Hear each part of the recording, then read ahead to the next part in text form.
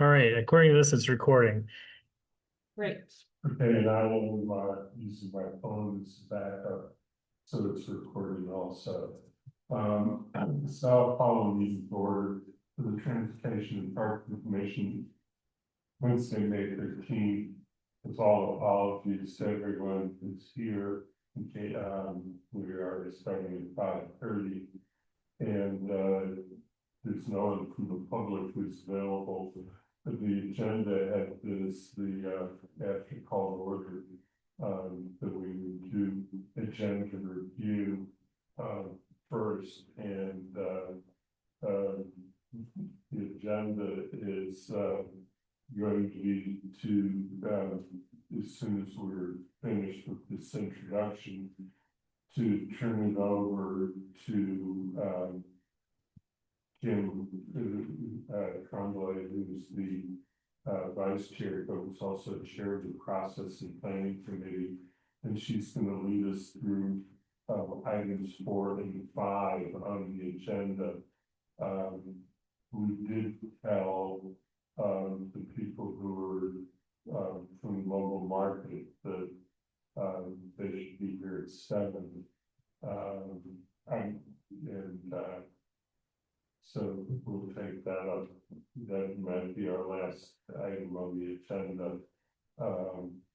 And Guilford is gonna, I think, help us with item number 6 on the agenda. For Kathy's purposes, she should know that people who are in the room right now are Paul Bockelman, Kim Tremblay, Dan McLeod, George Ryan, Jeff Bag, and myself, Andy Steiner. Guilford. Guilford, Warren. So there's additional people come in the room who, and I will notify that. Make sure that if I don't identify you by name, that you identify yourself as you start to speak, so that we can make sure that Kathy has all of the information that she needs from recordings for the minutes purposes.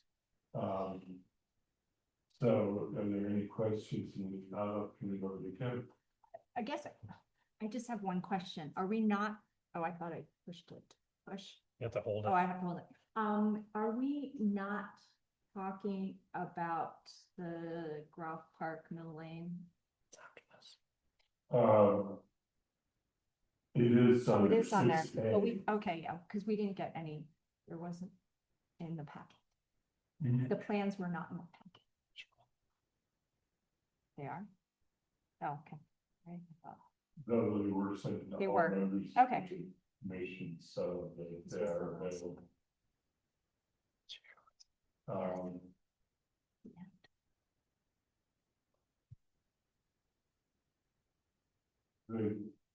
Please treat the packet as anything that was sent to you in advance of the meeting by me. Oh, okay.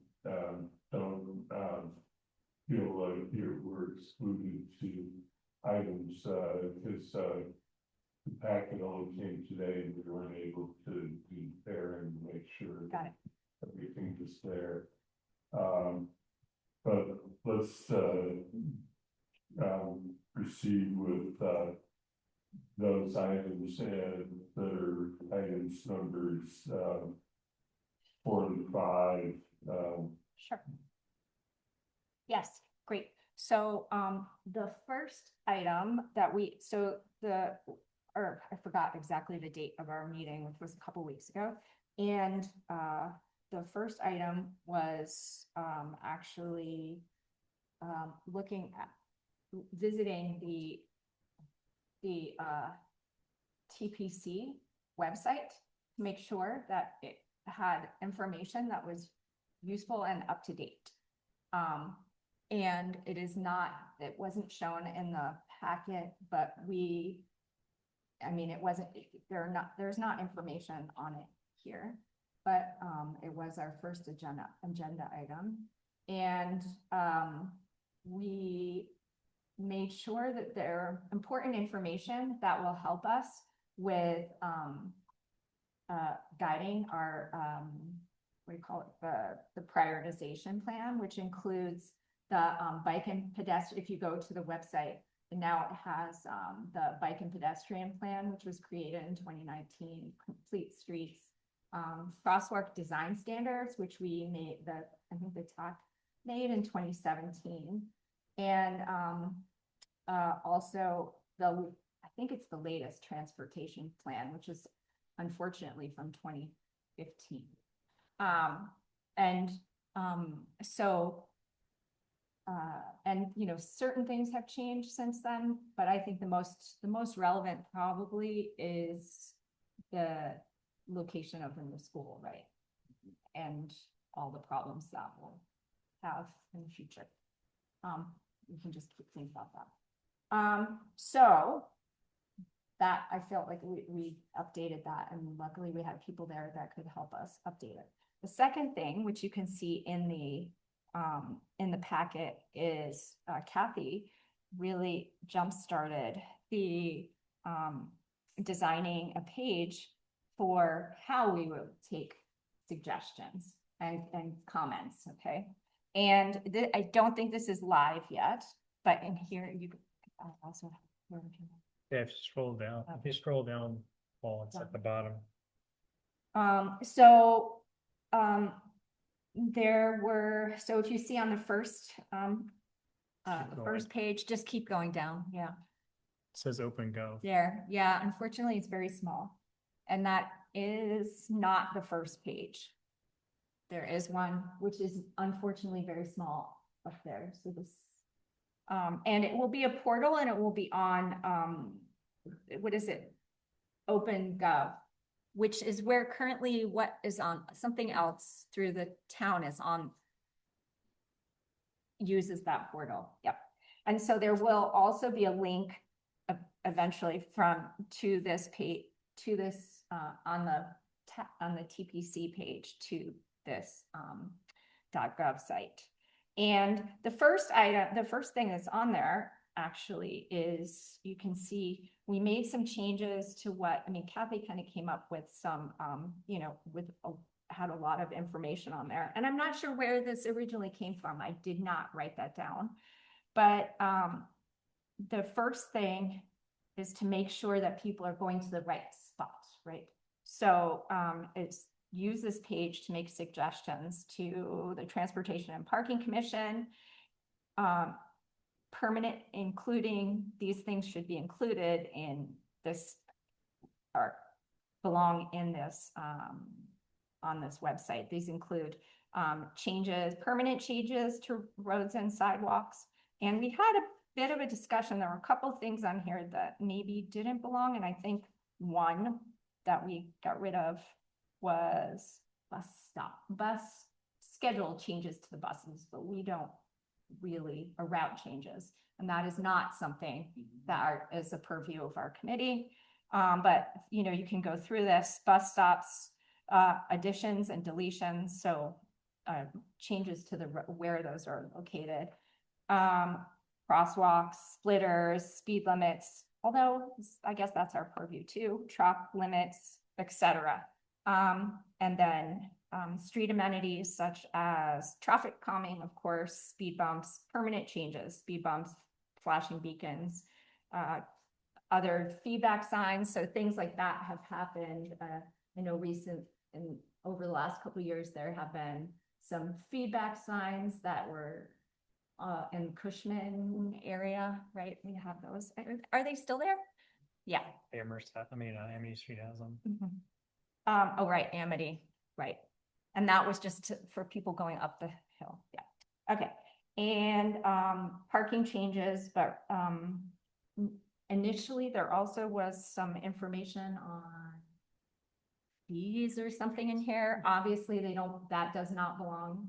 It's not part of our committee either. So it includes requests for permanent parking changes, parking permit, permit parking, no parking sign. And then we also included this long-term road or sidewalk closures, and we put a definition for what that means. So anything longer than 14 consecutive days within a 12-month period.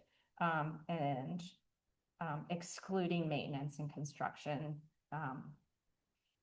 issues. And so I think importantly, if you go over to the right, now you can see the things this commission does not take reports about, which I think, you know, just for clarity's sake, things like for these issues like potholes, drainage, road maintenance, snow removal, plow damage, broken lights, missing street signs, those go to C-Click Fix. And then speed, like obviously enforcement concerns would go to the police. And we put the transit information in there too, because that was initially on our list, the bus route. Changes to bus routes would go to the UMass Transit. And I kind of wanted this to be first on the form, but I don't think it will fit. And obviously we need all the things that we will do, but I think probably, at least right now, some of the things that are most seem to be high on people's list are getting potholes fixed, which is not the perfect part in this committee. Okay. So how do you feel about this as a landing page? Can't see it. I'm trying to log in to see it, like the. Oh, no, you can't see it yet. It is not yet. I mean, this information is, it's Yeah. in the packet. Here, oh, I can give you this. I'm signing in right now. Would you like, I have big, it's, Oh, that. Oh, I sign in there. Thank you.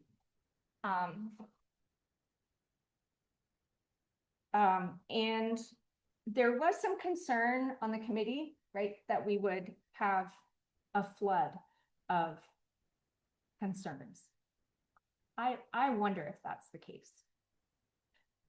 As many people don't even know about C-Click Fix, including my own husband, who was complaining to me. And I was like, go to C-Click Fix. That's where it belongs. And so the second, if we go down, so this is the actual intake form, if you look here, which will have the individual's name, their email address, number, and that's the first page where who they are and how we can contact them. And then the second, and that will take us to the second page, which will include the location of the concern. Okay. Which makes sense to me. And the third and fourth page will include what types. So as you can see in the front page, the landing page, there were these several major categories on which we listed certain items, including permanent changes to roads or sidewalks, parking changes, long-term road or sidewalk closure. And so they can choose which category that's in, and then click next. And then, yes, yes, please. On this page where they list the categories, is anyone able to scroll and make sure that they're all there? Because the traffic comment would seem to be an important category. I'm assuming it's there. I think it belongs right on the changes that we had. So on the first page, can you go up to back to the first? Sure. There are major categories, which include the permanent changes, parking changes, and the law, and that's exactly what the three categories are here. So they would have to, okay, good. So if they're Yeah. paying attention, well, they will see. Yeah. They will see that permanent changes to roads, which I will include all these things, and they will click on that category. Right. And then in the next area, they will be able to describe the issue. Okay. Um, and, and so they can describe it, and I think on the next page, I thought there was okay. Any other information they can add, additional information such as, you know, accidents that they may have seen, issues they may have observed, for the particular street problem they're discussing. And then finally, they also have, there's a place to upload images, which can be very useful, for, understanding exactly the issue. Does anyone know if, not just totally ignorant sort of thing, but if 250 megabytes is more than enough to put multiple images and lists of names, et cetera, et cetera? So One thing certainly a like that. PDF, like, Sorry? certainly like a PDF of names, for example, could Okay. easily fit there. Photos wouldn't take up too much. I don't think so. I don't actually I know. mean, maybe OpenGov, that's what does the. 250 is a lot.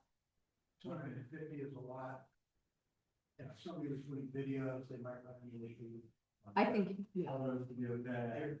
There could be a comment section saying, you know, they could put it in the comment section. Yeah. 250 is not small. no. This is one. So to us, this really, I think having a place to upload is really important. So the final issue that we were discussing, because really this is how far we got into this, was getting this form done, or brought to you, is, where does this form go? Who is in charge of the intake of this? And how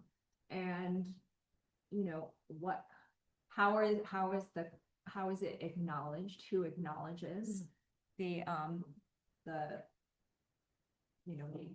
form, this form? Like once they've finished writing it and send it off, who gets it and what kind of feedback do they get? Is it just a general, we received your form, query number 1, and we give it a number and then somehow parse it out? The problem is, we need to have a prioritization to decide how we're going to deal with these various issues. And Kathy, who had made this form, the idea was that maybe, she would be the owner, or the requests would, once they're completely filled out, that information would go to her. And we were also thinking that it should be a separate email, not her regular work email, that this information should go to. And there's also the additional issue of when she's not there, who takes charge of this account? So maybe making it a more, and I have no idea what the rules are around these things. Does it have to be a particular .gov email that it goes to? But could we make it so that another person could access it when Kathy's not around? Which Chief Ting and I started talking about who could help with this when we do it. So we have to work that out. But as long as it goes to like tpc@amherstma.gov, we can set it up that there's more than one person who receives the email, and that way nothing gets. She goes away for 2 weeks, someone's there to actually do it and put it in the right place. So we'll work on that. I guess it's not only that, right? It's then putting it somehow, the next step is going to be, where do we place each of these requests in our schedule? Where does it go? How does it come to our committee? Because certainly probably not, there needs to be some triage done first, right? And we talked a little bit about that. We just need to work it out. Yeah. Yeah, Jeff, I appreciate all this work so far. I think we're on the right track. I don't have an answer to the proposed about what's next, but I did want to highlight three quick things. mhm,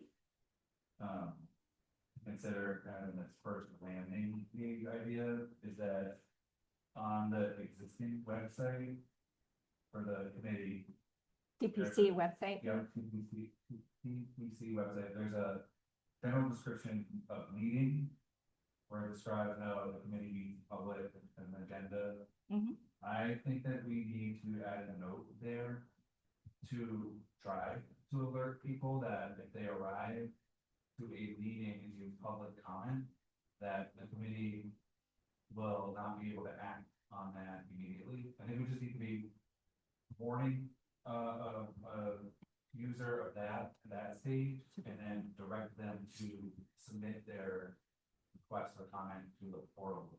That will help triage. Yeah. People will always come for public comment, but I think you at least put a warning on the website that that's gonna result in no action. I think people should be aware of that.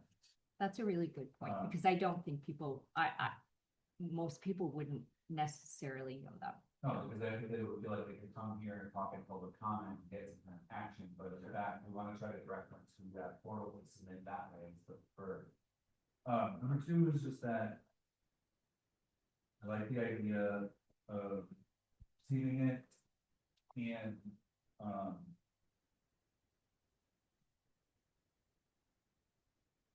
the last page, so it'll get added to the agenda. I think that there should be some way to notify the person who submitted that they Yes. will be appearing on an agenda. If and when we get to that point, I think those people should be notified of that agenda date. And then the last thing related to that is that, I guess, are we expecting people to then come and present to the committee? It's on the agenda, so like we would expect them to attend. Do we expect them to do a presentation to the committee? It's on the agenda, so I did get that though, which is the whole thing. I don't know how we're gonna build a spreadsheet. Or by presentation, so that's a good question. Those are my comments for. Those are really useful, thank you. Thanks for what's been done so far. I haven't really looked at it thoroughly with making suggestions from multiple committee members, commission members. The town has different, form receiving, collection points that appear to work well. There's certainly one for the Quick Fix, which potentially, people can access it from home. There's one that's utilized with building, commission, building, inspection department, which, and also for rental registrations. And in all of those, I believe there's an automatic reply, for at the point of submittal. I think that's required just for acknowledgement of receipt. But I agree that they should go to, internally to email. I would think we want to retain a list of everything that comes in that, commission members can look at, because people get asked questions on, outside the rooms. I would defer to the chair in terms of, when things go on to,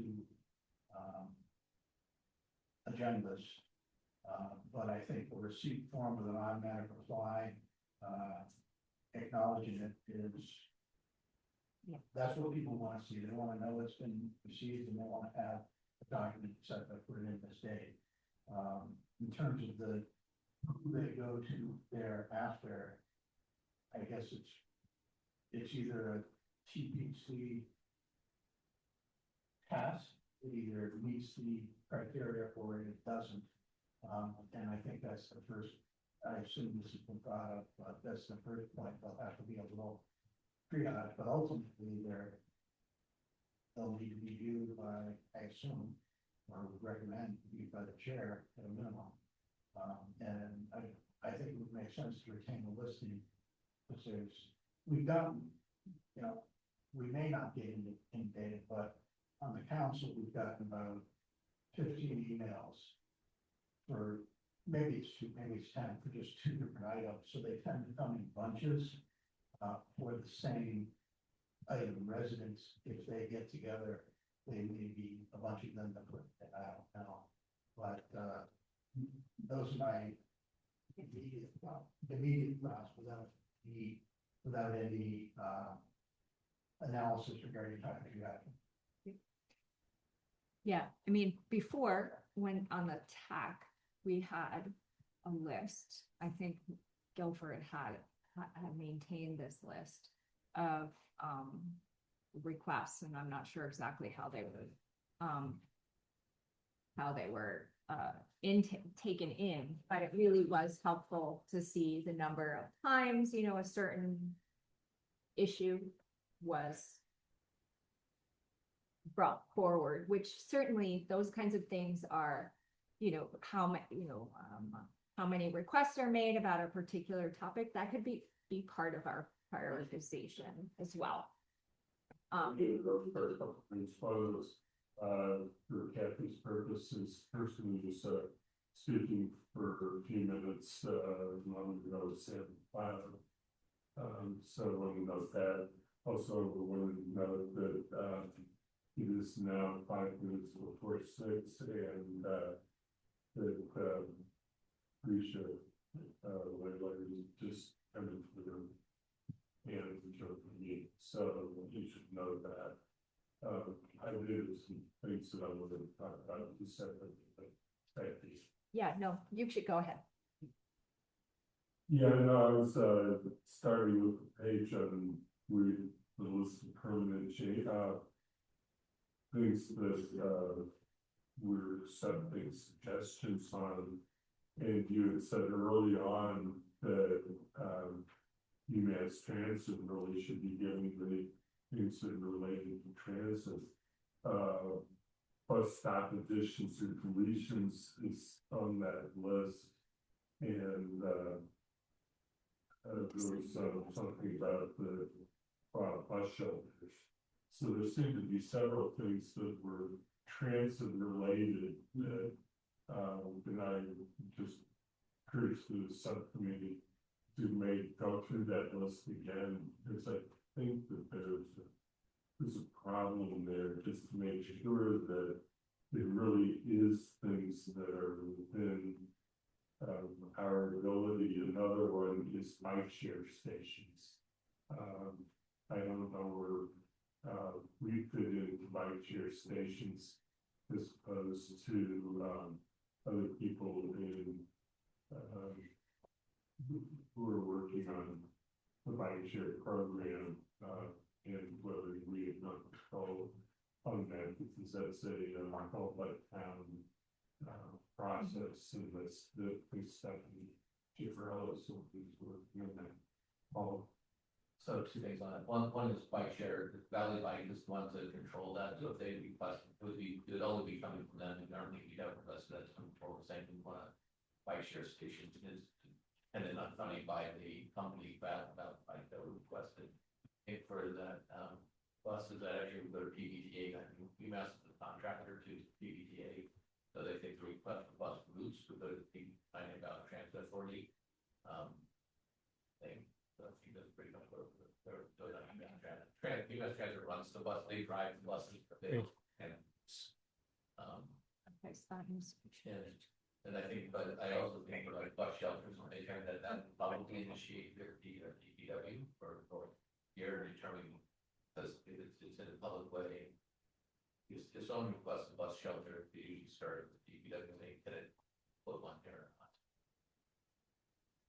So just to make sure that we have this very carefully thought about, because there were things so that we need to be absolutely certain about. Those are the ones that I identified. No. I Yeah. think it's good. I think it's good that you can list as short as possible and then have another list, because. We try to say everything possible, like an electric vehicle charging station. That's that's not a decision to say we want, because unless there's funding available, we're probably not gonna do it, but. I guess we can put that on, but I just think that the better up. Yeah. We move with such detail, like a trash can, I think you could have a big other category that. Because people look at that and say, hey, I can ask for a trash can, yeah, I want the trash Right. can here, it's just like, let's focus on what's working for this committee. So just say street amenities then? Yeah, street for, yeah. I agree. I kind of agree with that. Makes it easier. It does make it easier. So their suggestion is to Just keep the category of street amenities. take everything else out. No bus shelter, no benches, no bicycle stations, no bike rides, no trash cans, no free lunch. I think, yeah. What do you, Sorry? what do you think of when one says street amenities? Like street shop. Paved road, like that. No, I don't, I think this, I understand both points, but and maybe we can tweet it out a bit, but I think we can just say street amenity. I personally have no idea what that means. No, I would not either. I like ice cream shop. We should add it. I don't know. Maybe, Try to read it, maybe, I don't know. yeah, I think we could keep, like, for example, the electric vehicle station or charging station. It's a great idea, but I don't think that needs to get there. And bike share stations, I think, could also be taken off there. And probably the bike shelters. I mean, someone certainly could add it. We could have a other category down there as well. All right. I guess, is there maybe could be that you think are actually likely to be approved based off of funding? Maybe those can be used as an example. and Like, ones that yeah. Are not likely, Right. maybe we don't want to tell them. Like streetlights, those are actually very, very important for safety. And we have had requests for streetlights, both activating and deactivating them. Bike racks. Maybe those are two good example ideas. Yeah, These are all to be check boxes, is that correct? no, That it's is- just examples of the types of things. So there are these three categories. I was gonna say that combining them makes sense, and it sounds like that's what's been done. Yeah. The other thought is, at what point in time would, qualification questions arrive? The SWORM currently will receive all inquiries, and then from there, it'll be Yeah. triage, funding, this, that, and the other. I do think actually to the whoever, I forgot whose point this was, stating traffic calming measures, but taking out the speed bumps, the examples of traffic calming measures. Probably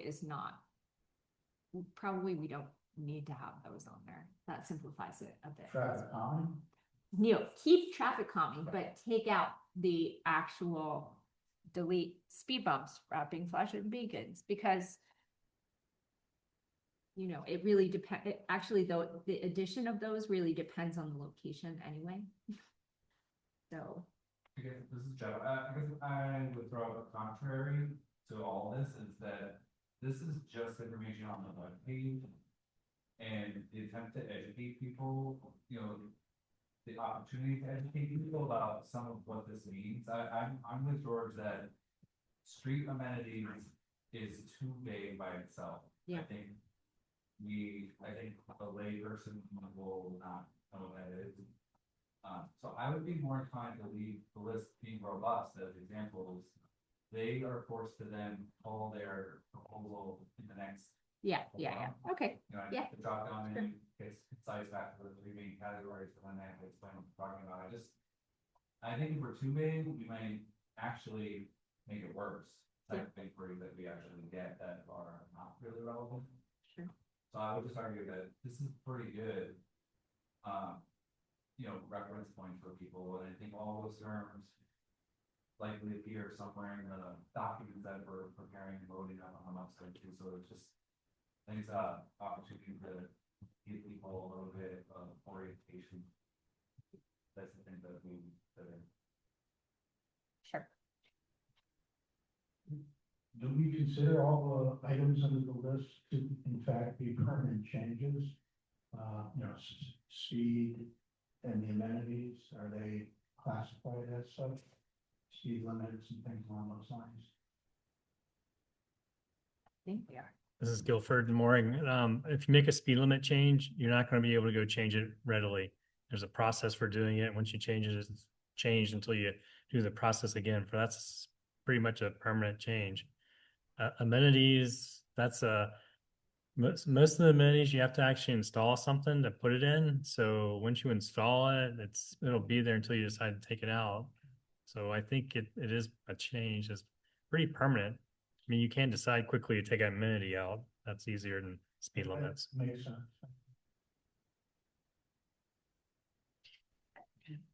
We need to, the speed limits is one of the triggers we to think about this. Have a form explanation that if somebody checks out speed limits, could we get back to them to explain that speed limits are difficult to change and these should some of it sort of explain the complexity of the process. Because for anybody who's not looked into this, TSO, we did write a thing last year for the council about the complexities and difficulty of speed limit changes. That it's not a subject that can be dealt with lightly because there's a lot of engineering work that needs to be done. And it's an expensive and time-consuming process that has to be done in compliance with state law. We do not totally cover. Yes, we actually, there's a bunch of information we were going to go through and pull together to put in on our front page. So the methodology, I was going to pull that one, the methodology for setting speed limits. So you can actually would be able to see that on the front of the page. When you go to the page, you can see that. And there's some other things that we're talking about. We should get more information on and put on the web page. But I would just put that on there and people could see it. And then we could actually, we could probably make a link somewhere when we fill out the form that when you hit speed, there's a link. Do you really want to do this? Read this first.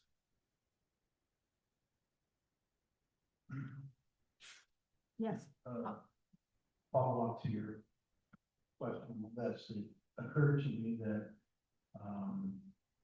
the majority of the emails that the council has received to date regarding TPC related issues or potential TPC have been from a couple of groups, and in both instances, the individuals, multiple who communicated via email, were asking about painted lane changes. So they were asking about going from a solid line to a white line on a country road. And I'm wondering if that might be something we should add, because to date, that's been the number one inquiry in two different instances, with 5 or so people on each thing. So it was an existing road where there wouldn't be a physical change to construct, but rather new lineage on the edges and in the middle. And I'm not certain how that gets dealt with, but it's definitely an area of community interest that we're receiving. And we would have sent them to a form on TPC, but in present, they've all gone belatedly to our chair, Andy. This is Sam Busby, So to answer that one, that's a traffic calming issue. So we could put that, well, we're going to take all the traffic calming ones out. So we can, that would fall under traffic calming. And personally, my answer to those people who wish that is to move to the community they saw it in. What was that comment? What did you say? They should move to the community they saw it in. When Sam was, when Sam was just speaking and was referring to the number of council, requests that are coming to councilors. I have put together, assembled all of those and have a folder on my computer, which I'm gonna have to share with our subcommittee. And, I think it's very instructive because going through just those emails that we have received or noted requests, that we've received in some fashion already, will help instruct how we can go about it to sorting and responding, something that they will be useful for the community for that purpose. Yes. This is Ian speaking. I started to be a few minutes late, and I'm not sure if this is meant to be an exhaustive list or just a start, but I was wondering where railroad crossings and signage about railroad crossings would fall under this, would be either roadway or sidewalk improvements or traffic calming measures, or is that something that would fall under this commission's umbrella? Good point. Yeah, go for it. So that would fall under missing signs, which is something that the committee wouldn't work on. I mean, railroad crossings are there, so if someone's concerned about signage, they should just send a request to the DPW that there's missing signs. And then there's two types of signs for railroads. There are the signs that we can put in, and there's the signs the railroad puts in. So that's definitely a little bit different. So that would probably just need to come to us. DPW, sorry. Thanks. Thanks. Yes, Jeff. More comments, I think this is a really good discussion. I think this is how we figure out also in our process. One thing I'm trying to figure out is if people are submitting on the form, and my example that I kind of wrote down is, the culling of that or the response to that is, probably maybe to the chairperson to determine if they fall within the jurisdiction of this committee or not. But what I'm trying to figure out is the most transparent way for us as a committee to look at those.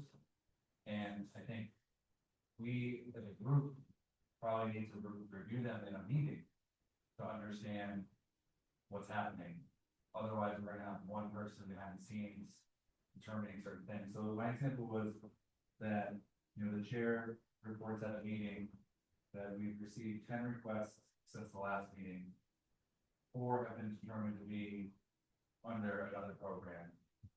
The remaining 6 are included in the packet tonight. We will determine which should be scheduled for a public meeting for further discussion, kind of like the first reading. That is on in certain other groups.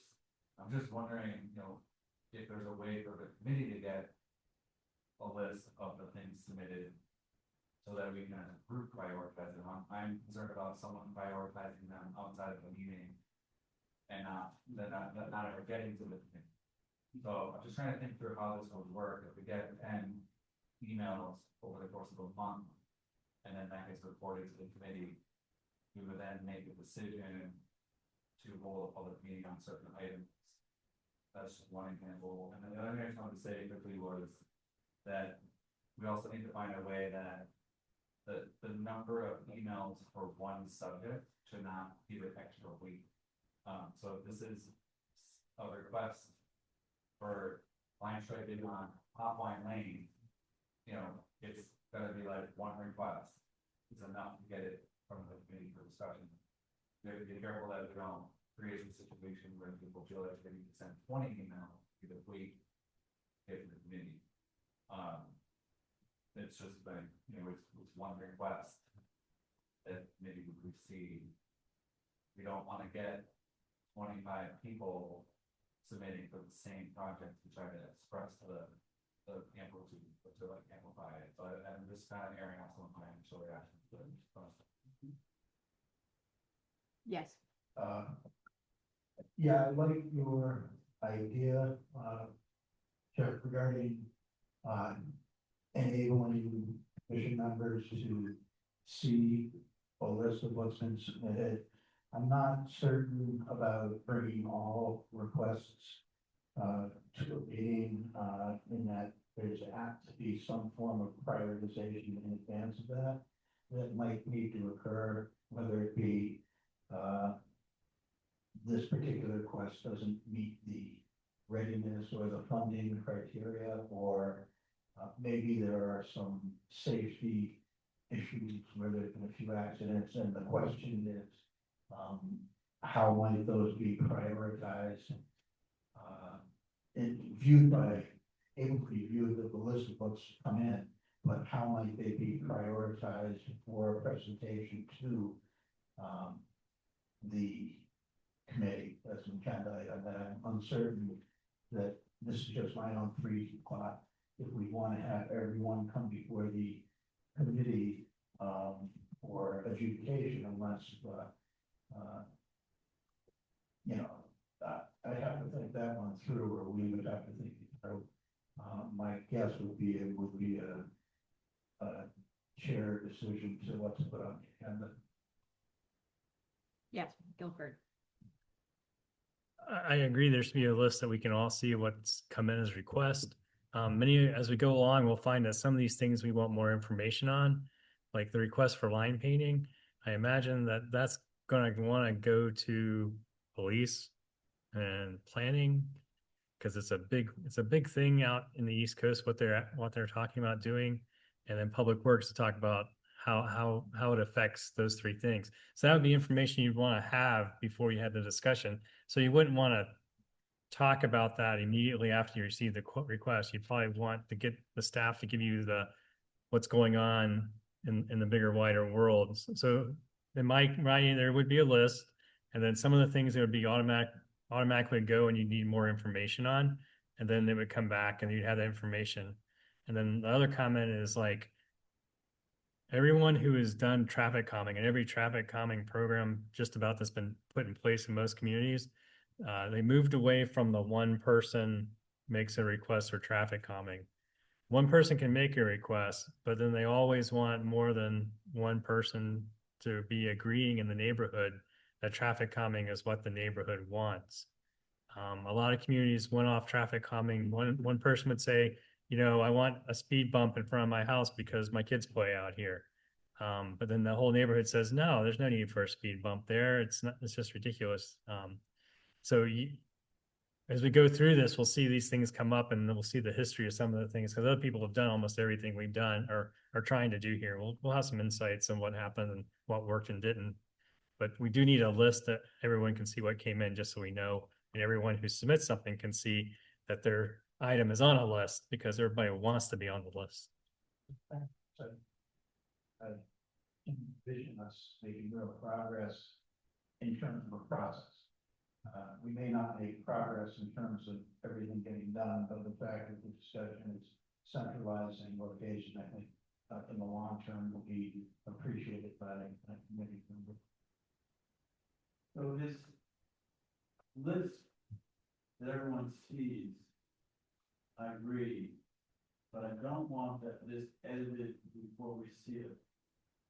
So, there would be a decision perhaps made by the chair or someone that the item that's presented is not appropriate to this body, and that would get shunted, and then we would be, someone, maybe the chair or somebody, would respond to the individual and say, thank you for, but this would actually belong somewhere else, and then tell them where to take it. But everything else, I would think, should be seen by everyone on the commission. And if in fact we do need more information, that would be what the commission would say. If they're looking at the list, and they say, well, this item, you just need more information on. And so that would be a decision made by the commission, not by the chair. So that's why I need clarity on the rest of you. I would want to see everything that comes before us that's appropriate, and then we together we decide what happens next. And then once we make that decision, then the chair puts it on the agenda, and then we go from there. But I don't want things not brought to us because say the chair or somebody decides there's too much money involved, it's too complicated, or we just need more information. I want us to make that call. Is that the understanding of others, or? Go ahead. Yes, for Hi, sure. this is Grecian. I agree. I actually think it would be nice even to see what some of the other requests that are being chunked away are, just because I think that's interesting information, and also if we see that we're getting a lot of requests. I mean, if we see that, we're getting a lot of requests for potholes, there's nothing we can do about that, but if we see that there's a specific type of request that's coming in over and over again, that doesn't have to do with us, that might be something we want to address. Or even for the, staff on the board, that might be something that would be of interest in creating a different commission. And then I also agree, I think it would be good for us to see everything. I think maybe there is some process of prioritization in terms of what's given time, like how much time something gets during the meeting that might be appropriate. Then maybe we can, for example, the chair can say, we have the time to see these 3 requests in full at our next commission, and we're going to allocate 20 minutes to discuss the other 5 requests that we've gotten. But there, and then the commission as a whole can decide what is the additional information that we need. Because ultimately, if we're getting 10 requests per meeting, they're just time outs, we're not going to be able to do that. And I don't think it's necessarily going to be a good use of the committee's time to act the meeting, decide which one we're going to see, because then we also need to invite all of the potential stakeholders. It might be that we don't receive a request at that volume, at which case the problem is resolved, but I think it would be good to have a resolution in case that issue does come up. Yes, Sam. Well, those are good points. I appreciate Guilford's comment, this is Sam McLeod, regarding, putting together a document of issues that can arise for different types. I think, for example, the comment that certain items need to go to planning, that there's different things involved. I think it would be worthwhile for the commission members if some form of document of the logistics, the time elements for these things can be put together, I think it'd be very informative for the commission members. Agreed, yes. So what, in my mind, I'm thinking is that at the beginning of every meeting, the chair reports that we received X number of requests. And a couple of them have been, sent, are not appropriate to us. And we know what we got, right, and we're told what happened to them. So that if we find we keep getting certain requests that don't belong to us, we might want them. And then the rest of them, we would spend, I'm just thinking out loud here, 10, 15, whatever, a certain amount of time trying to decide prioritization based on some criteria perhaps we still have to develop. For each meeting, we say, okay, this, we like this, we maybe move more quickly. We make some decision about prioritization as a group, and then the rest of the meeting would be to go to the specific items that we have already notified people who have reached out to us that it's going to be on the agenda, and then we figure out how that's going to play out. But so the bulk of the meeting would be dealing with specific requests, and then people who are present would have been notified that their request would be done at that particular meeting. And that part of the agenda, I would assume the chair would sort out, the chair would assign fines and so on. It would be based on prioritization decisions we've made in the group. That's sort of what, that's what I'm getting to see. Every meeting would begin with that process. The chair reports, we had please reach out to us this month, and we all look at each other like, oh, okay. Yeah.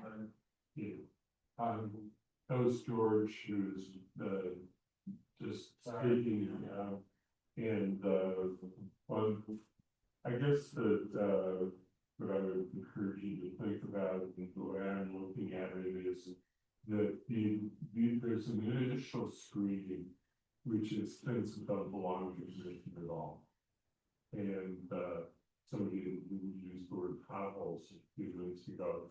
We have a list on the right of that document, that, is the things that we don't handle, and essentially, what it amounts to is, the maintenance of what we have in place is not the role of the commission. That's, what Secret Fixing is about.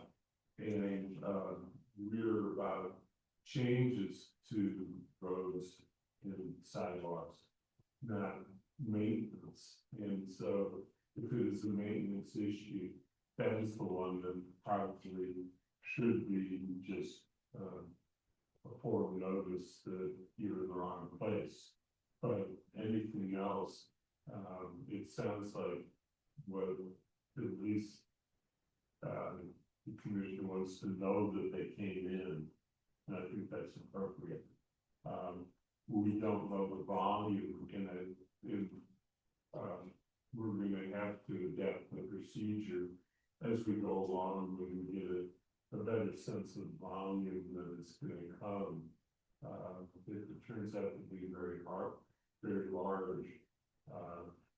I think would be really need to think about it differently. The only thing we can do right now, and I don't know if anybody has done that, is talk to somebody from Northampton, this is the volume that they have received in their information. But we do have the business experience with that, and how much you got that path, and it's something you can share that with us. Yeah, some other things likely we should get presented to us are things, so prioritization, for example, an intersection where, several people have had accidents or near misses.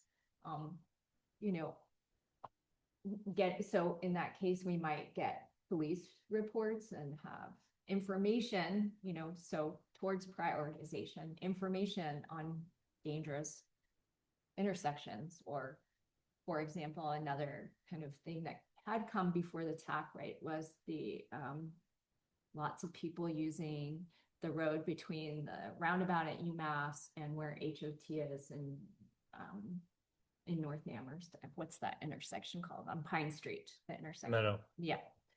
And so for example, on that road, lots of students and people use that road for many modes of transportation. However, there's no berm whatsoever. I can tell you as a cyclist, it's very dangerous.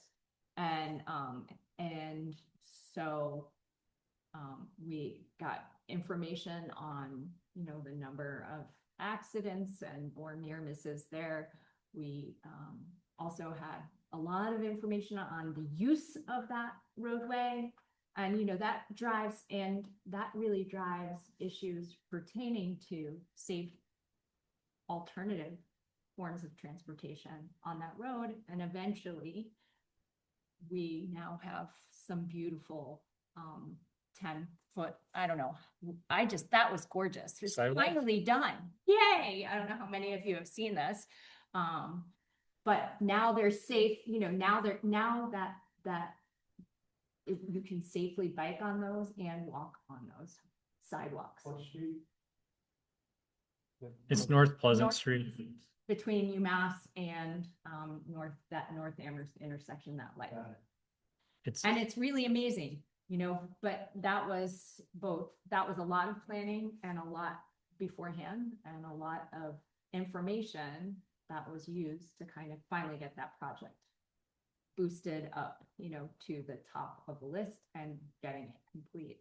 So I think we also need to prioritize, obviously that's a major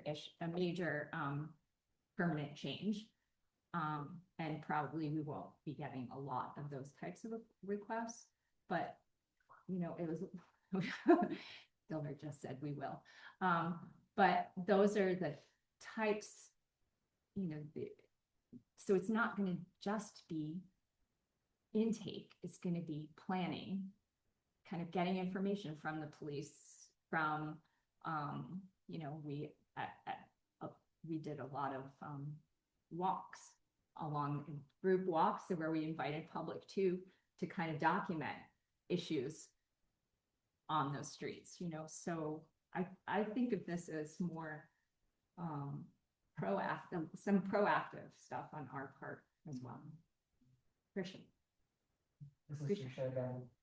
So it seems like maybe we need almost two prioritization procedures, one for how we're going to, you know, allocate funding to something or allocate resources. And then the second one is if we have too many requests to hear in one meeting, how we're going to prioritize hearing those requests. And I mean, obviously to some extent, just going to be what comes in first, but maybe that's something that the subcommittee can decide.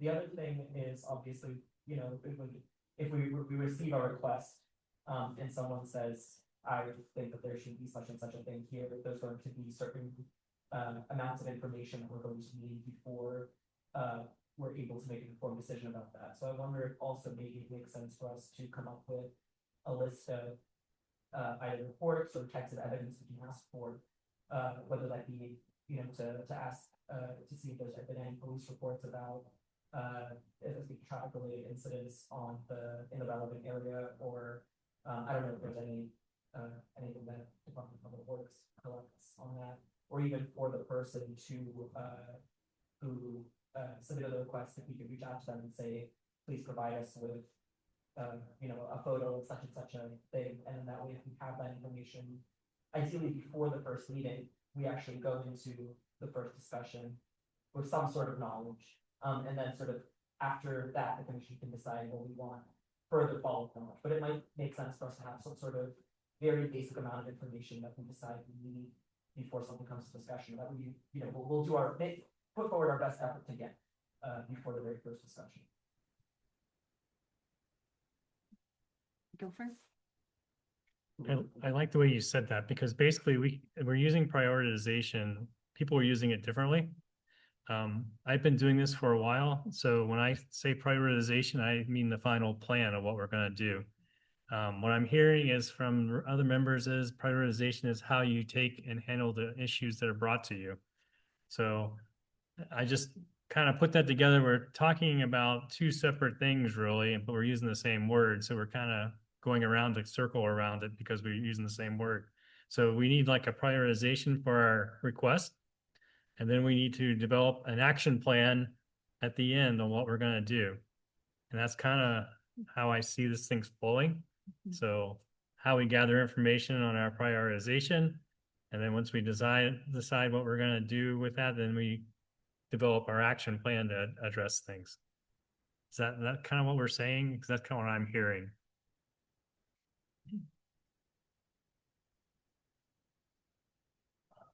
So I'm keeping an eye on the time because we need to make sure that we get the requests done that meet recommendations back to the council, because those are things that have been worked on for a long period of time. We need to bring a conclusion to those, so I don't want to lose sight of the time that we're really, plus we do have to recognize that towards the end of the meeting, there are a couple of things we need to do will come up. One is the local markets people are going to come here. I think that's going to be a fairly quick discussion. And the other thing is that I want to see if we can get some agreement on future meetings, and if we're getting to a point where we can think about doing meetings by Zoom, that several requests that people who could not be here, who wouldn't have been able to be here, I can come up with a better meeting plan for their including Zoom. It's a possibility. So make sure that we have time get to all of those kinds of issues. What do you think? Yes. Most important? So, for now, you know, what we'll do is we'll make a few of the suggested changes to this site, .gov site. And bring it back, and then hopefully we can approve it and it can go live. And I did want to say the next thing the next agenda item for our next meeting of the subcommittee will be thinking about kind of big picture prioritization. And I'm saying, give a certain project points, based on certain criteria that we come up with. And the TAC has thought extensive about these, and I have some, but these are big projects, not the smaller ones like line painting, for example. So there may be some tweaking that we'll have to do, about that. So that will be on the agenda for the next subcommittee meeting. Yes. I appreciate that. I think the attempt to try to get live is good, and so if we can try to make progress on that for the next meeting, it's really important. Related to that, I just wanted to kind of make sure we don't get paralyzed by like information sharing. So like one concern I kind of expressed is that I think sharing some information about, for example, how difficult it would be to change the speed limit is fine, but I think we got to be careful not to shut off opportunities for people to present information to us just because it's difficult. All the things on this list are difficult. So the speed limit may take time, it may take, mass DOT involvement, but if you look at splitter islands or crosswalk placement or traffic flashing beacons, they all have a level of complexity. So we have to be careful not to shut someone out just because they're not prepared and they don't have a platform to get to us. So I just want to make sure that we're not creating barriers for people to get here to even pitch it. Then maybe it's our role to explain to them that this is a challenge, this is a timeline, this is a long process. Because I don't want to get discouraged by like line painting, might be challenging too, but we don't want to stop the opportunity to present to this committee. We're supposed to be the ones to vet the idea, and then kind of get some to town council. So I'm just targeting for that, but I do want to try to get live. I just don't want us to bog it down saying we can't go live if we don't have a detailed explanation from how to No, go. I think this has to go. This is part of, this is what you're doing, right? This has to go up sooner than later. And maybe we can adjust it as we go and we start getting requests, right? That's the thought. Okay. So what else would the commission like the subcommittee to be doing besides getting the portal to the best condition we can, so we can improve it over and go live? So we're talking, this could not go live any sooner than, what's 2 weeks from today? Actually, it would be the next time commission meets, so it's a month from now. There's no way to go live until the commission approves a look at it, and we're not ready to do that tonight. So at the earliest, this will not go live until the middle of June. Yeah, I just think the tail end of what happens to the submittal of them is important to kind of map out before we go live. So I think that's the most essential thing is having a plan to gather it and what to do with it. Yeah, we'll talk about that at our next subcommittee. Yeah, I think, and of course, we need to have one more meeting before we process whatever comes out in the next subcommittee meeting.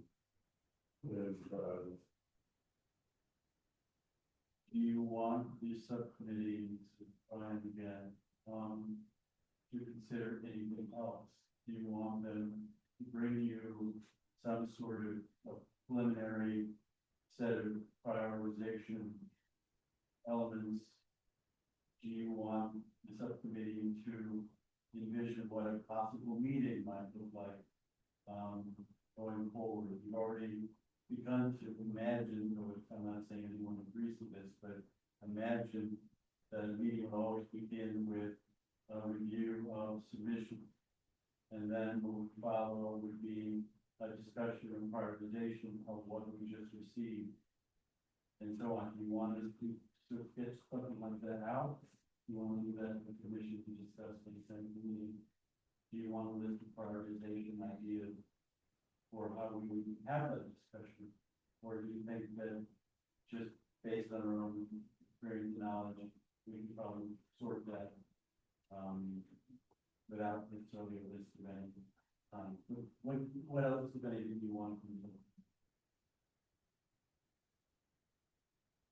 Your subcommittee is gonna make some of the judgment for yourselves.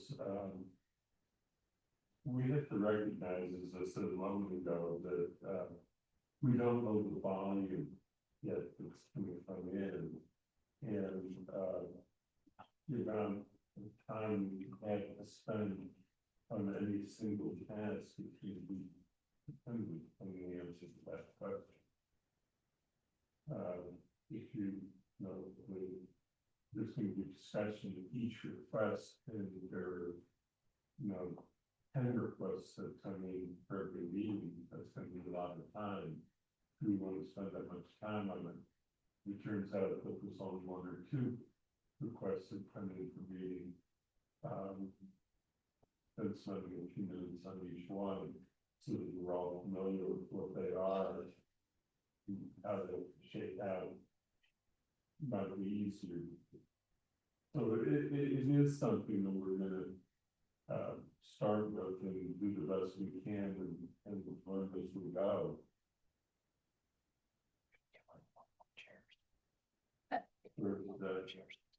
Well, again, I think, would you like us to come back with some suggestions, or would you like us to just focus on the portal? I mean, I think what I'm hearing, at least from some of the members, and I would endorse this, is that we are the doorway, and people are gonna come to us, with a great deal of expectation. And we don't want to, make it any harder than it's, we don't want to scare them away, we don't want to, but we also want to be clear and direct with what we can and cannot do.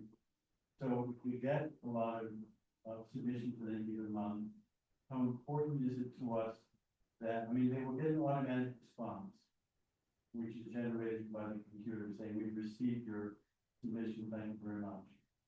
Then we, at the next monthly meeting, will get a list of all the submissions that have been received in the intervening month. And then what do we do with them? And so we can spend some time thinking about that and offer the possible thoughts. And come back to the suggestions. I think that's good. So I Yes. think that's a great idea, but I think the number one thing is getting that we'll work on is making sure that this is in a form Ready. that it's ready to go. Right. We'll bring that back. And we will also, at the next meeting, start discussing prioritization, how certain requests might get ranked, whatever that means, okay? And I'm sure that will occupy the entire meeting. I think, this is Sam, I think it's important, for the commission, and if that determination is initiated through the subcommittee, that, the intake process and, communications with any applicants or, requests should be primary. And I think I would recommend that for, that discussion, that it's important that we define what our limits are. There's gonna be I think that's the most immediate critical item for deciding where and what to do. That is to say, not just, is this not within our purview, but is this something that requires, as Guilford indicated earlier, needs more information? Is it something that is beyond, do they have funding? What are the key questions that are limits for our capacity to make decisions?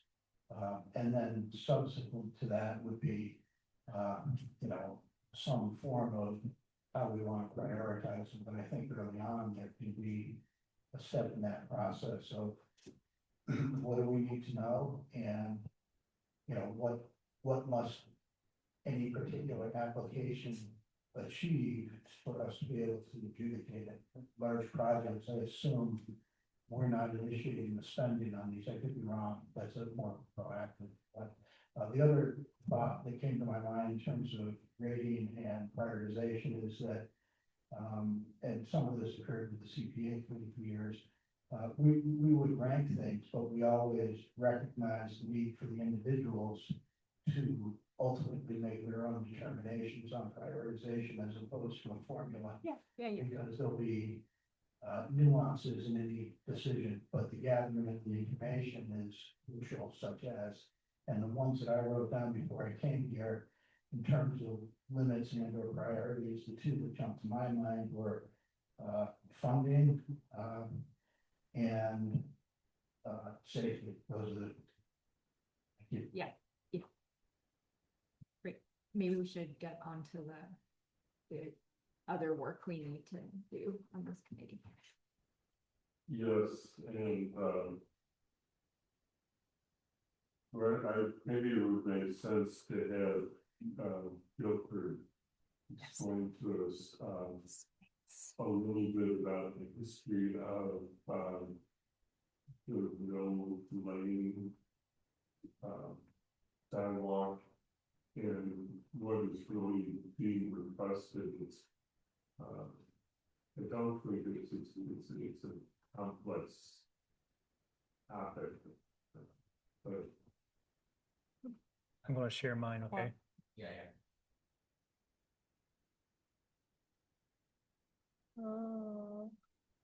It's not doing.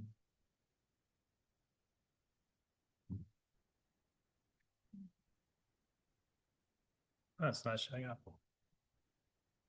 That's okay. Yeah. Oh, there you Here go. we That's him. So once upon a time, West Street used to go on the east side of the mill building, the old mill, the grist mill. And went across that little pedestrian bridge that now exists. That pedestrian bridge used to be twice as wide as it was. And a town engineer, about 3 town engineers ago, actually, when they put the new bridge in, he narrowed it up, made a ped bridge out of it. But what they didn't do is move the sidewalk from the edge of the road to the new road. So our plan is to move the sidewalk, which is to the very far right, if you're looking at it the way I am, to the left if you're on the other picture. It drops down into a dingle, goes across a little ditch, which is actually a brook, and then comes back up by the mill where the old road used to go across the river. And what we're planning to do is move it.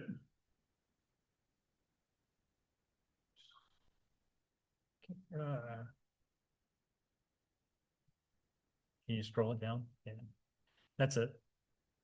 You scroll up a little bit.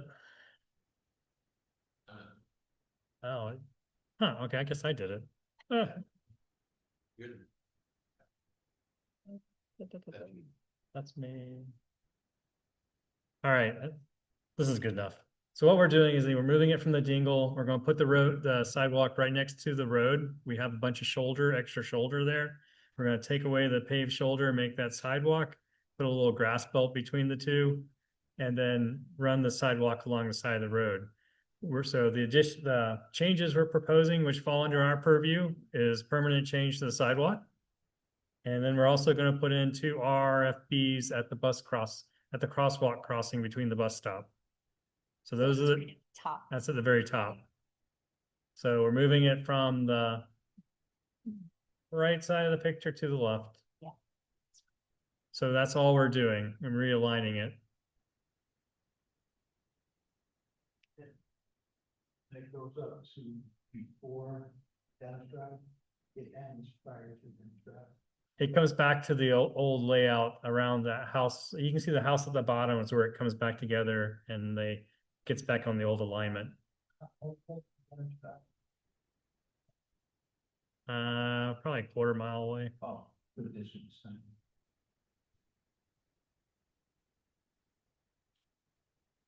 the questions about it.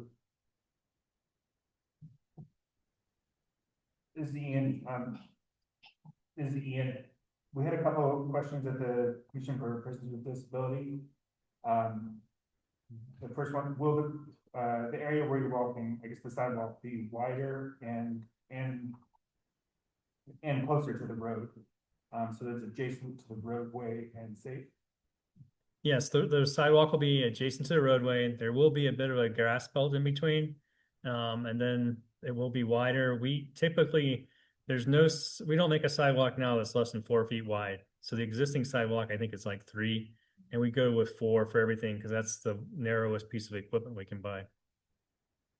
Great, thanks. And then will there be a bike lane that's separate from the sidewalk? Yes, the bike lane stays and it is separate from it's on the road. Perfect. And then we did have one question that we sort of thought we knew the answer to already, but one person asked about the possibility of fixing the pedestrian bridge and why not. And we presume that had to do with the funding. We really don't have funding for the bridge, and the bridge just needs to be totally pulled out and replaced. So it's cheaper for the town to move the sidewalk to the next to the road than have it. There's also no lighting along that sidewalk because it's in the woods. It's really in the treat area. Great, thanks. This is Grisha. Yeah, I mean, I think it's great because it's not too far from where I am going in the dark. It is a little bit precarious.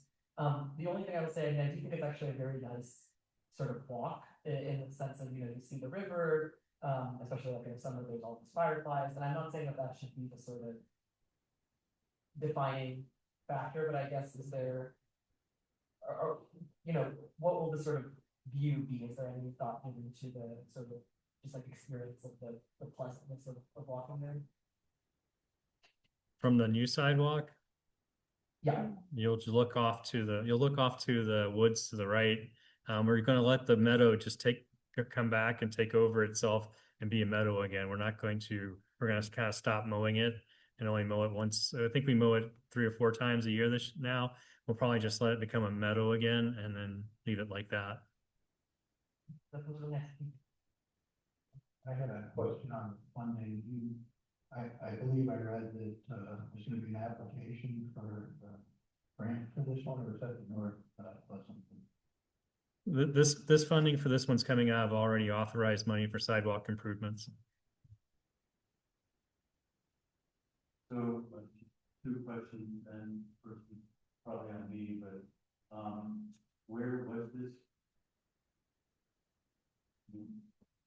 I could not find this, my fault, but where was this supposed to find this? This drawing was left out of the packet. This was sent earlier. This was sent earlier in an email from Andy. He sent all these drawings. I've had residents in my district, Dennis Drive, express concerns about, because I don't have it in front of me and I don't have a very good visual imagination. The idea of safe routes to school, allowing kids to access, sidewalk and safe cycling routes. How will this have any effect whatsoever on that? Well, it improves the sidewalk when this committee decides to talk about putting a crosswalk from Dennis Drive across the street.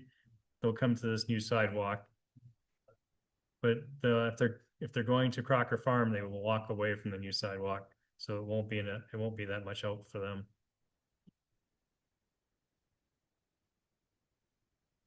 If they're coming to middle school, they're gonna walk to the middle school. It'd be great for them.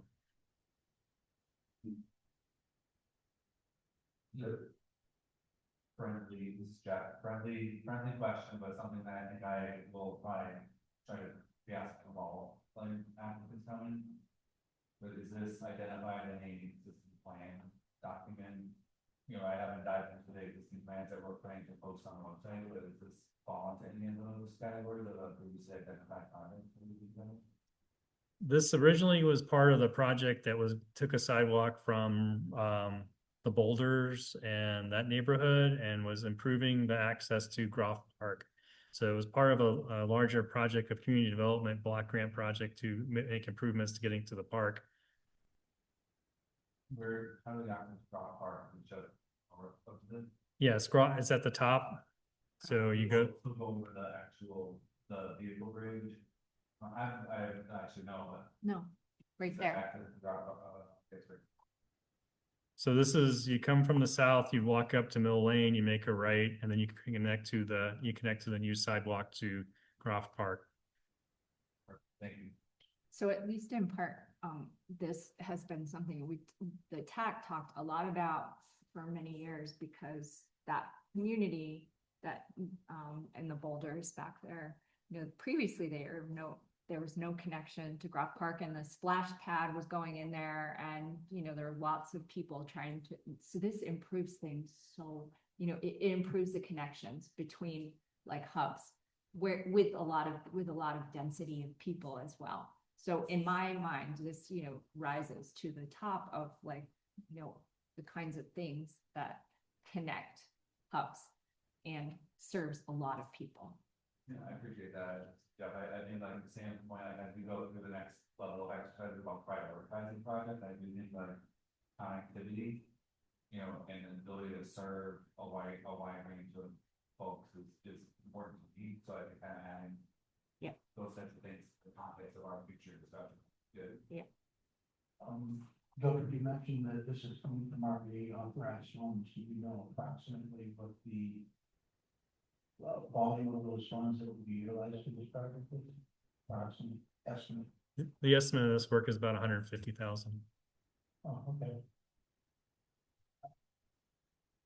And are our funds tapped out in terms of free resources for this type of work? I ask that because George's comment regarding a crosswalk right up the road in the same area, curious down the road that may come up, and I'm wondering how if where we're at in terms of remaining balance and existing funds for this type of work. And I assume this is FY 26. Thank you. So this work is going to go forward this year. It'll probably start in June, July, probably like I say, June's just around the corner. It'll start in July. The contract we have out, we put out what we call the concrete asphalt repair program bid every year. You can put together the acronym we made up for that one. That was a hard one to come up with. CARP. We wanted to say something else, but we couldn't make it work. So this is our CARP bid, which is concrete asphalt repair. We have one more year in the contract. This is in the contract for that. And then we also have some work on Southeast Street and Belchertown Road. There's some concrete sidewalks there that have deteriorated. We're just repairing those sidewalks in place. There's no change to them. So that's why you're not seeing those. So that's work we're planning for this year. Thank you. This is a question sort of about the process for the committee is, is there somewhere where we can find out sort of what amount of money actually is at our disposal? So, when you say 150,000, that to me, actually, that was less than what I would have guessed, but I don't have a good sense of, if we approve this, and obviously this is for fiscal year, which I assume is coming to close pretty soon. Is that correct? Well, this is capital money. Capital money rolls over. So it actually follows construction seasons better than the rest of us. What I envision is when we start actually taking people's requests and start putting them into a execution plan, that'll be what we as the Public Works Department will draw from for our next projects. Right now, we've drawn from projects that have just been kind of picked randomly around, and we've kind of taken the easy ones and worked on those to improve things. So when we start as a committee, as a commission, start saying, this is our now our execution plan, you say, this is a group of sidewalks we want to do next. From Public Works standpoint, those are the sidewalks we'll work on next in that order. And then we'll go to the Joint Capital Planning Committee and request funding at that next year's Capital Planning Committee and say, these are the ones that are top priority. There's 6 of them we can do for $400,000, and we want $400,000 in sidewalk money. That's how I envision, and it'll go. So this is a recommendation, this is a request to make a recommendation to the council for action. And what would the nature of the motion that you're looking for from the council be, Paul? I think it's a recommendation from this committee to the town council to approve or disapprove this request from the town manager. And so if you you approve it, or whichever you decide, it would need, a written report would need to be available to the town council by May 27th. It'll go on, with the president of the council on June 1st, and, the town council.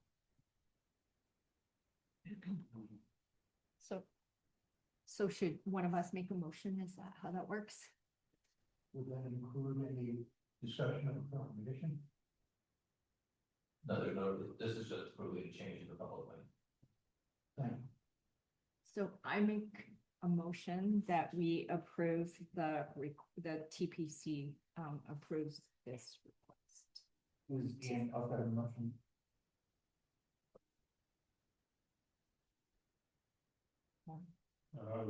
The second, Just Ian, Ian just- Ian said, thank you. So any discussion on the motion? Further? If not, I think we need to go through this, take the vote and, probably we should just, The point of order, yes, since you're in person, you can just raise hands, you don't have to go roll call. okay. Whether we, everybody is in favor, raising their. Any opposed? You're abstaining. So it's, 7 in favor, 1, no opposed, 1 abstention. If you wanna know that it was built for boring, with abstain, otherwise. Yeah, I want to go with abstain. Yeah, I thought it was better to abstain from the projects we bring forward. Yeah, it's a good idea. And the other project, and then we'll do, the mobile market, is to Kendrick Park. So the Kendrick Park project is in your agenda. And what we're doing here is we're finishing the work that was started with the plan to make the park into a park. The park was originally purchased piece by piece by Mr. Kendrick, and he bought the houses and moved them off the lot and didn't tell anybody what he was doing. He set up a trust and he put money in the trust. And when the last house was purchased, the trust was turned over to the town. Mr. Kendrick was by that time no longer with us, but he and his sister worked on this project for quite a while. His goal was to give the town a park in the center of town. So that's how he came up with Kendrick Park. There was a plan that was done in I left my notes. There was a plan that was done by the planning department to envision what was to be done at Kendrick Park. In the email that was sent by Mr. Steinbeck earlier, there was actually the conceptual plan that they drew, and pretty much working on different things and different projects, we've actually worked out almost 90% of that plan.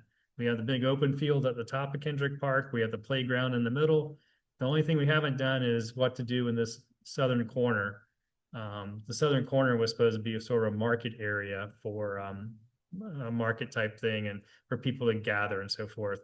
But one of the key points was to have a sidewalk all the way around the park, so you had access all the way around. So this piece finishes the sidewalk around the park. It's coming to you for 2 reasons. One is we're putting a new sidewalk in, which is on the park side. The second reason it's coming to you is we're deleting two parking spaces and adding 4 more. So we're deleting parking on the park side and we're adding spaces on the west side of the road. Right there. Question. Yeah, go ahead. This is Ian again.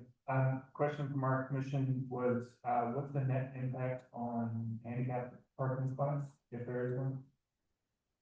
There's no increase in it and there's no decrease. We put the handicap spaces closer to the playground because that's right now where most of the attraction is. And if we need to move a handicap space in the future, we would, but we kind of didn't put anything here because there's not really much here. Great, thanks. So I noticed there were a couple parallel parking spots, right, that are going in on the park side. Is that correct? Or are already there? The parallel spaces on the park side, there's 6 now, there'll be 4 when we're done. But there still will be some, so the students can learn how to parallel park. Correct, and there'll be more on the other side of the street. Oh, okay. Okay, great.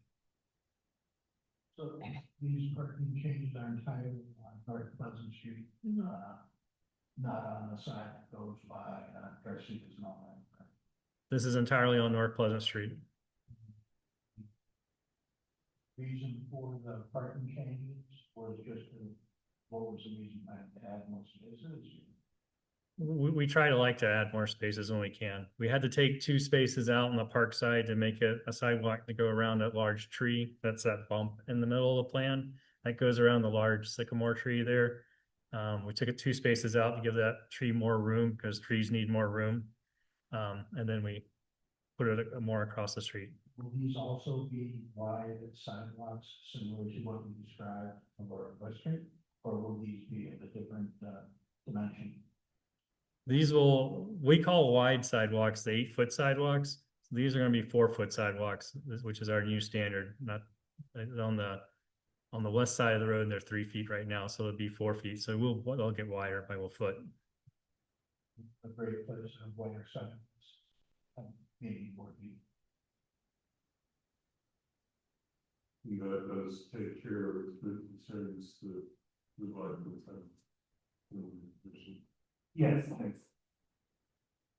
I had the commission for people with disabilities. Is there a motion? Okay, So the little bit at the, so the particular department, do you understand that's going to be paved as well? Yes, in the park plan, there was a little like sitting area, and we just went ahead and laid out the sitting area, and we're gonna hopefully be able to build the sitting area as well. And would that be a sort of separate subsequent plan? No, if you go through the plan sheet, you'll see we have it planned out already and what we're gonna do. I have a question on the funding. I saw that, I think it was this one where it said the CDG grant for hopefully 75%. What is the estimated total in the amount potentially beyond the CDG grant, and where might that funding come from? Right now, it seems like the Community Development Block Grant Program will pay for the whole project. Yeah, it was the kudos with this is on an identified plan that was established for the creation of Kindred Park, and it's really, so great. Just one concern is the quality of it. Are the streets changing? Cause that tip of the park and that little intersection, I don't know, Halleck, the streets are very bad there. Are they getting improved with this at all? There's no street alignment Okay, changes. Okay. street changes, which is making it one way for a section of that street is already done. Yes. Yeah, I was talking about the quality of the road there is very poor. That's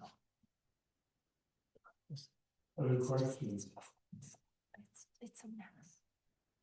Your motion. I move that we approve, that we recommend the council approve the North Pleasant Street project on Kendrick Park sidewalks as described. Second, By sidewalks, so you also including the parking places. And parking places, the football project this is now, Okay, so there's been a motion made and seconded.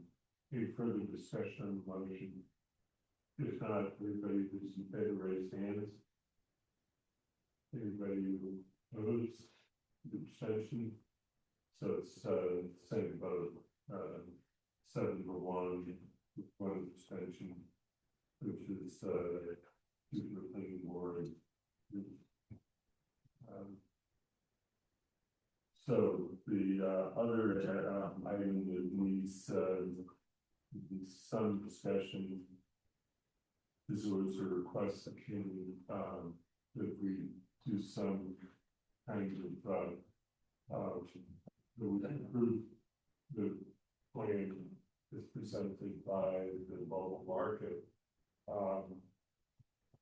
The reason that we were asked to review this was because of the policy town council adopted that said that anything that involves closure of sidewalks needs to come before this for recommendation to the council, and this council brought up on our recommendation. I think the question is whether one of the things we need to get into is what's being asked, but also whether there is in fact closure of the sidewalk, and that's so why don't you introduce yourself, you did whatever introductory remarks you would make, suggest brief, and then we can get on to sit for any questions. Okay, thank you. I am Rosana Salazar. I am the Amores Women Market co-president. And this year, the Amores Women Market will start with the start operations in June through October. And as every year, we are asking for permission to have a sign at the moment. But this sign is are not block the sidewalks or the bus stop. We usually put these signs on the green side on the green next to the monument. So it's yeah, I think but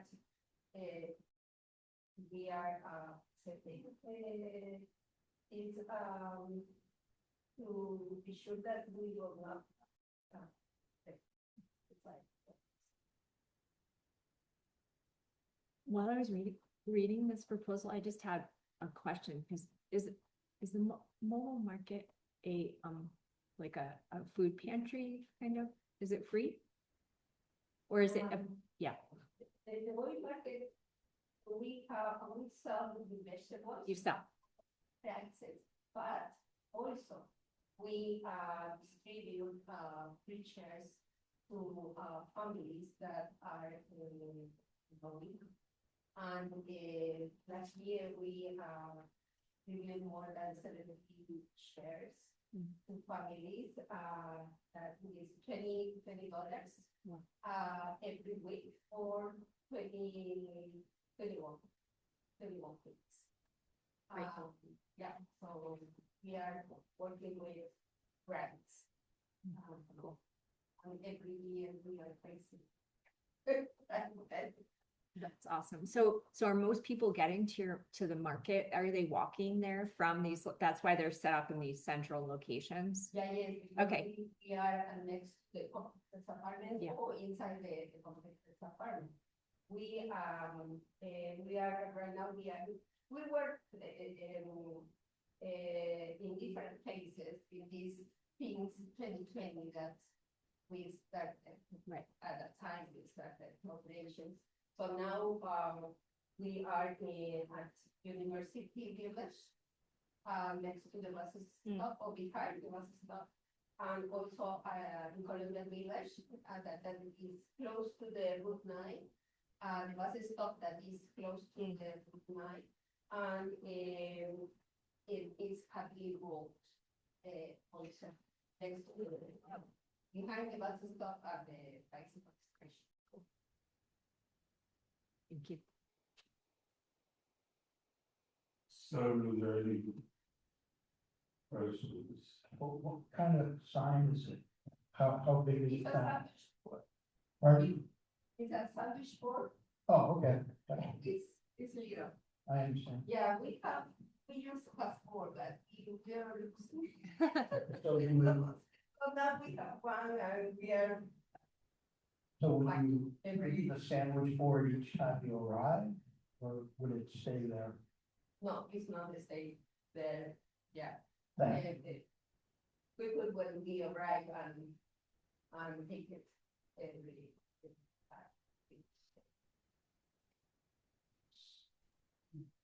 Yeah. My question, I guess, is for, either the commissioner for, also, but, why does this constitute a closing to the public ways? It seems like it's like not blocking anything, right? It's on the green space and not on the sidewalk, is that correct? Yeah, it's not blocking, but before we were, before we have signed permanent sign, with even, they look, yes, but right now, we have only one, so, so we are taking care of that, this time, but it's like yeah, we have to compromise to some.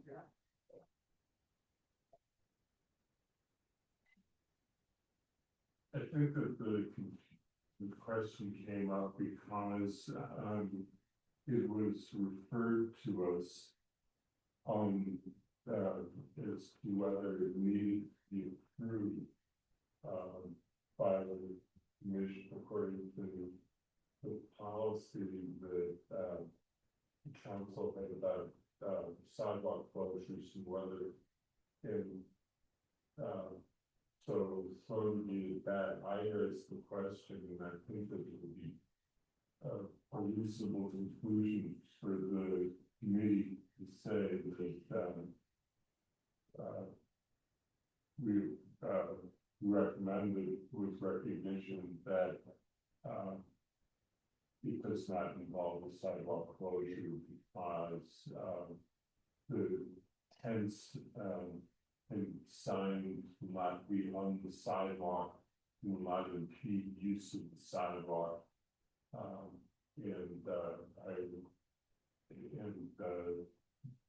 Take that approach in our report. It just, it is what it is.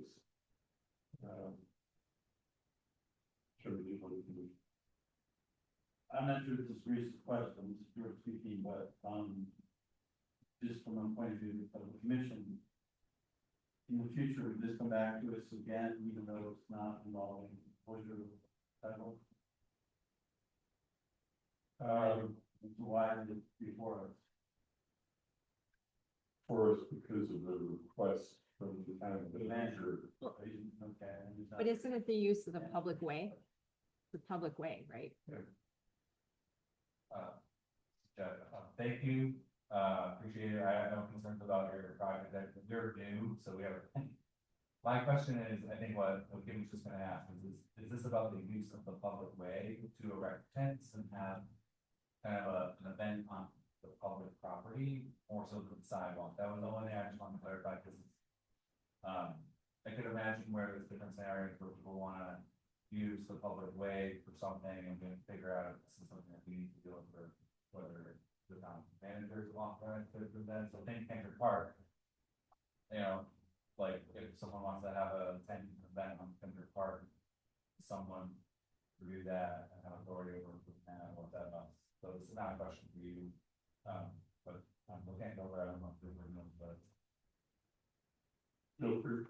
So Kendrick Park, Sweetser Park, all the parks except for the main town common are actually parcels. And the town manager has authority to approve the use of a parcel. So public way is the town council's authority to allow use of a public way. So I don't really see where this really falls into our realm, and she's not blocking the sidewalk. And it's not involving anything, the only question is whether any of the green space in which the tents are located, are part of the public way, or they are they a private lane that's adjacent to the public way? For the most part, they're private lane adjacent. understanding? We are, with, also, permission from, for the village, for example, humans, to be at the green area. This is the landing for human. From the maps, it looks like we're just approving where she can put her signs in the public way. So I assume all the tents are inside the apartment complexes and not on the public way. Because the road through Colonial Village is private, the road through UMass Housing is private. And you're at, East Hadley Road, an East Hadley Road, but that's private. So if that East Hadley Road, you're just. East Hadley Road, you just have a sign at the entrance, then you have your tent set up inside the complex, right? yeah, it's next, Yeah. behind the bicycle station. It's, Yes, that's private too. The bicycle station is actually on private property. And so would the signs go at any time on the sidewalk itself? Or was it next to the sidewalk? Yeah, next to the side. Yeah, so. Maybe we should just make a motion that we approve it, but we don't believe it's actually under our jurisdiction to recommend approval. Yeah, I think that the motion should be along those lines that we don't think that we inquiring that there is no signs or structures that are going to be placed on the sidewalk. And that, believe that the sidewalk will be affected by the, what is requested. And report that back to the council. So a motion to make that statement. Is our report. Seems to be most appropriate. Is there a vehicle that's parked by the side on the road?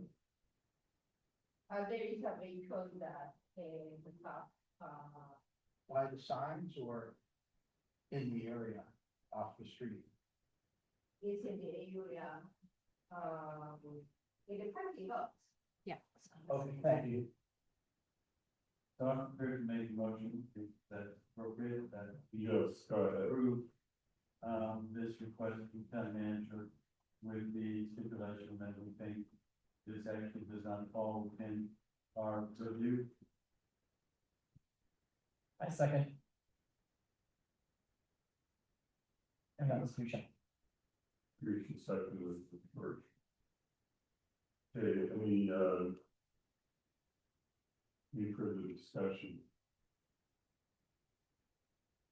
I would just note that in the future, this is probably something that in that process that we're starting to visit, we get shut it into a side, the weekend was, but that's the future.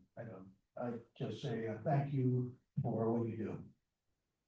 Yes, so Okay. let's vote on the motion that's on, it's been made a second.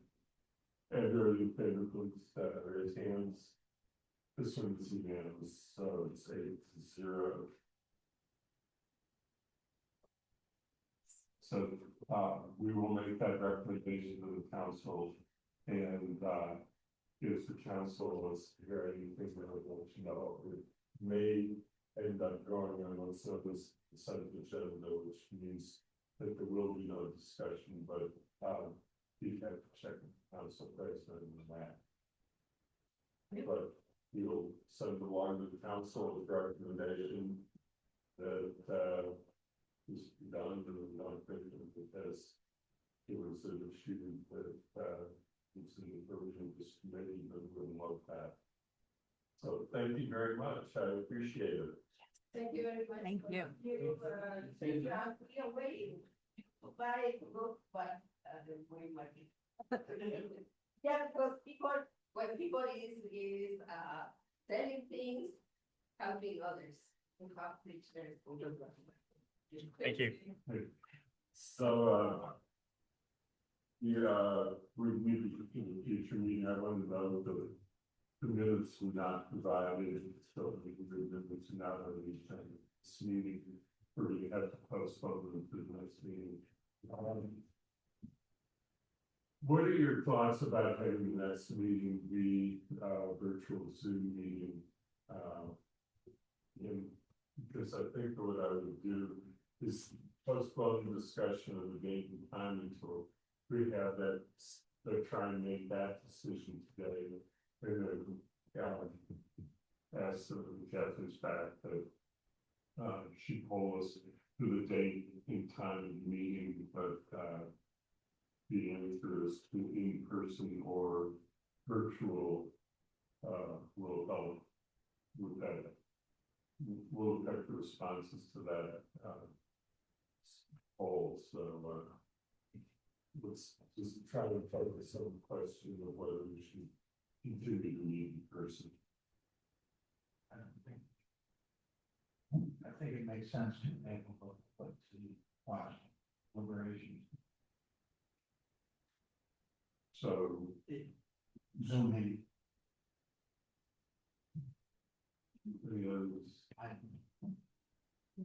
I was just gonna say, I would prefer, it'd be more flexible for my calendar to do Zoom as well.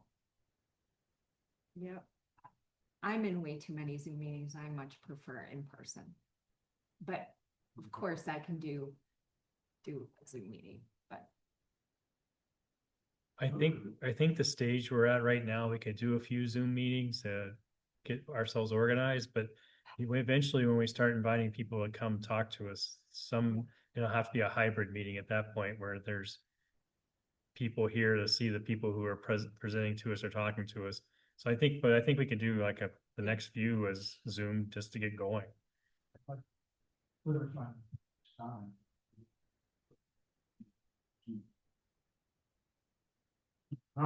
Hybrid meetings from my experience on the council in all those years is that they are difficult to manage.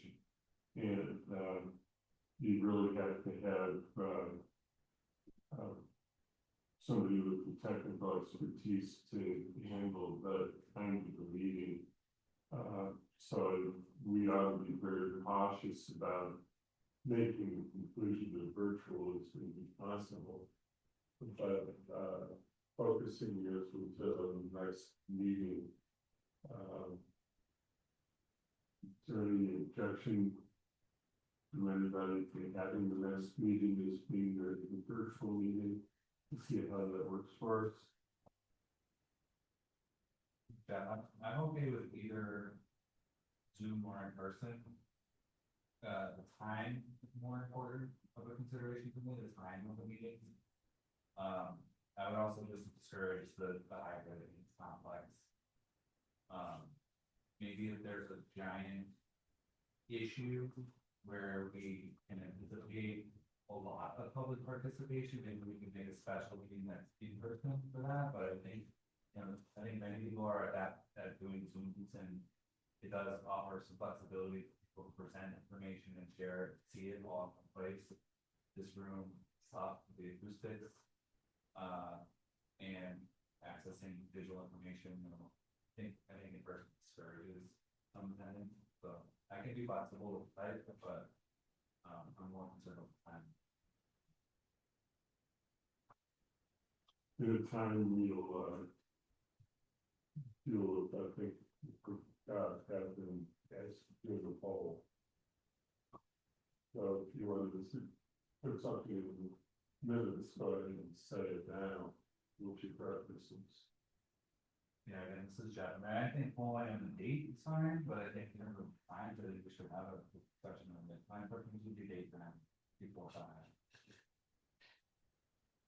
Okay, and my preference would be after 5. as would mine. I mean, I have more flexibility in the summer, honestly. All things being equal, I prefer, 5:30, I do work, but I can meet meetings whenever. So where are we on time for the next meeting?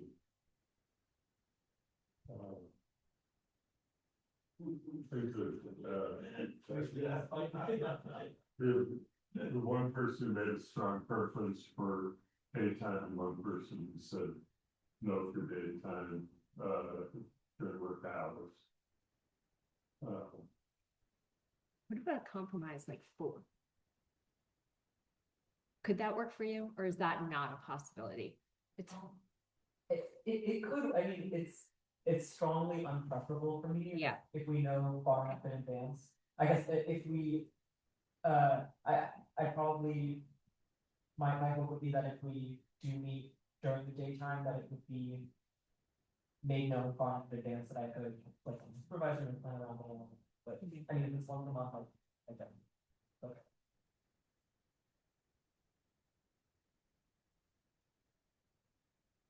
So, It wouldn't be a barrier to participation, is I guess what I'm saying, it would be a inconvenience, but it's not. And I know there's a lot of staff, people on the town for really, post work hours is more barrier. Are we staying with Wednesday?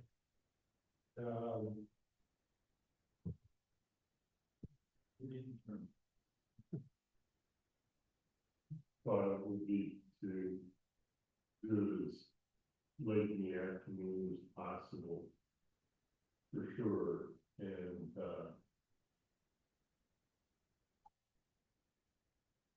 So how is 4 o'clock?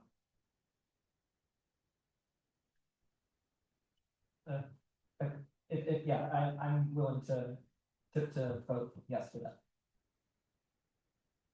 If it stays on Wednesday, 4 o'clock runs into another Yeah. meeting I have to be at. So if my other meeting, yeah, that's all. so, if we go to 4 o'clock, you want later. I mean, what are the different days of the week? Well, no, 4:30, I mean, they haven't gone past 4:30 in that meeting yet, so that would be all I would say. So it's the earliest you can be to a meeting, 4:30. 4:30. Yeah, again, so I can try to meet in the middle a little bit and, you know, I'm not trying to be fussy, I think 5 is doable, but maybe the preference leads towards Zoom. I think that's super helpful. And then I think we as a committee could talk about special types of meetings that might need to be in person on a basis, you know. I'd be okay with, you know, some in-person meetings when it's appropriate, but just to get together and do this, no offense, but it could be done on Zoom easily. However, if there's a big crowd or something substantial that deserves kids. So I think, yeah, I can do 5, they're gonna be in the middle and focus on Zoom and great.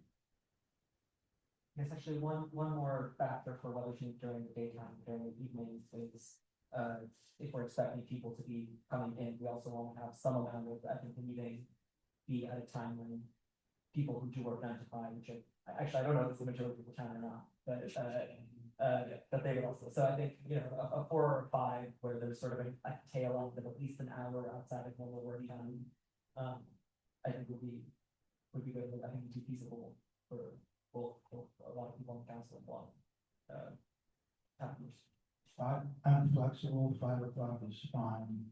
My thoughts regarding Zoom were that if we're doing deliberations, you know, the public probably likes to see them.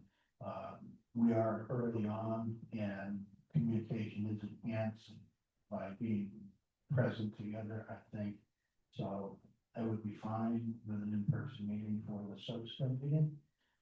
At whatever time it is, once it works. I would also be fine with a Zoom meeting, but those are my thoughts. Thank you. So the thought is, right now, 4:30 is, seems to be the consensus. 4 or 5. 5 is fine. I think about 5 on Zoom. 4:30 or 5 on Zoom. 5 o'clock on Zoom. Okay. And Wednesday, Wednesday's fine. If it's 5 o'clock's good on Zoom, that gives me time to get from one meeting to home. And I can Zoom from home. The 5 o'clock Zoom. Really good there.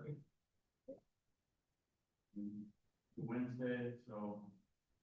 In theory, June 17th, That's that.